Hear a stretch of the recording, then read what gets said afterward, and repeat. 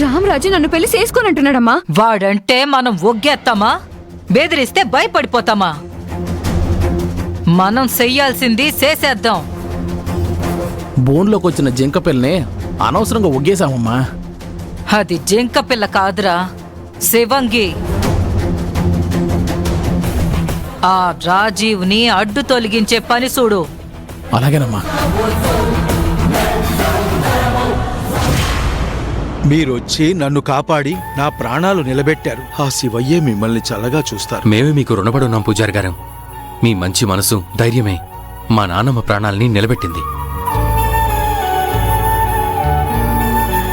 ముక్కుటమ్మ కనుక మీరు భయపడుంటే ఈరోజు మా నాన్నమ్మ మాకుండేది కాదు. నిజమే పూజారి గారు, మీ కూతురు బాగుండాలని మీరు స్వార్థం చూపించుకొనుంటే మా నాన్నమ్మని మేం కోల్పోయేవాళ్ళం. మీరు చేసిన సహాయం మేం ఎప్పటికీ మర్చిపోలేం. భ్రమరాంబిక గారి మీద ఆధారపడి ఎన్నో వందల మంది ఉన్నారు.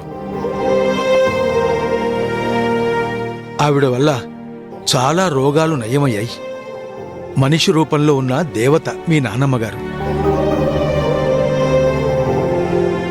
నా కూతురి ప్రాణాల కోసం భయపడి నేను తప్పు చేస్తే కేవలం మీ కుటుంబానికే కాదు బాబు, ఆవిడ వల్ల మేలు పొందిన ఎన్నో కుటుంబాలకు నేను ద్రోహం చేసిన వాడిని అవుతాను. పూజారి గారు, ఇక మీకేం భయం లేదు. మీకు అండగా మేమున్నాం. మళ్ళీ గనక ఆ ముక్కుటమ్మ మీ జోలికొస్తే మాకు చెప్పండి, మేం చూసుకుంటాం. సరే బాబు, నేనిక బయలుదేరతాను.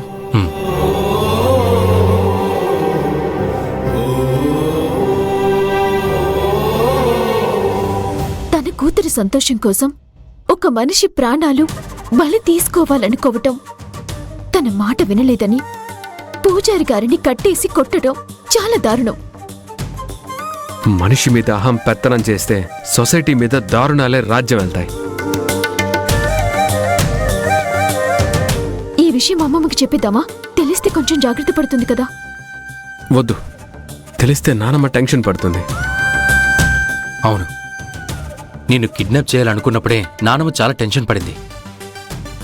ఇప్పుడు పూజారి గారి ద్వారా తన మీద విషప్రయోగం చేయాలని చూసిందని తెలిస్తే నానమ్మ పోలీస్ కంప్లైంట్ ఇస్తుంది. పోలీస్ కంప్లైంట్ ఇవ్వడం మంచిదే కదా. ఇలాంటి వాళ్ళని అస్సలు వదలకూడదు. పోలీస్ కంప్లైంట్ కాదు, నిజానికి ఆ ముక్కోటమ్మ కాళ్ళు చేతులు విరగ్గొట్టి నేను బుద్ధి చెప్పాలని నాకు కూడా ఉంది వర్ష.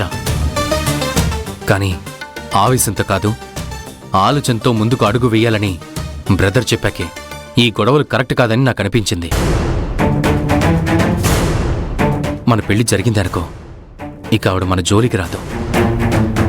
రామరాజు చెప్పేది కరెక్టే వర్ష. తనకు కావాల్సింది మీ ఇద్దరి పెళ్లి ఆపడం, నీ మీద నానమ్మ మీద శత్రుత్వం కాదు. మిమ్మల్ని ఏదో చేస్తే పెళ్లి ఆగిపోతుంది, ఆ మీనాక్షికి రామరాజునిచ్చి కట్టబెట్టేచ్చని పిచ్చి ఆలోచన అంతే. గొడవలు పెట్టుకోవడం వల్ల వచ్చేదేమీ లేదు. వర్ష, నువ్వైతే జాగ్రత్తగా ఉండు. నువ్వుండగా నాకేమవుతుంది?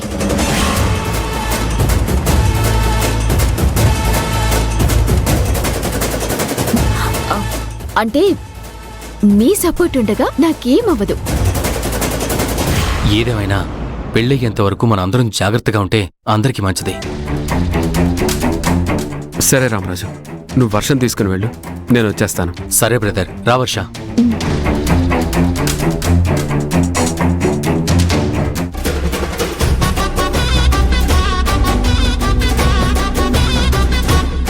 నా భార్య వర్షనే.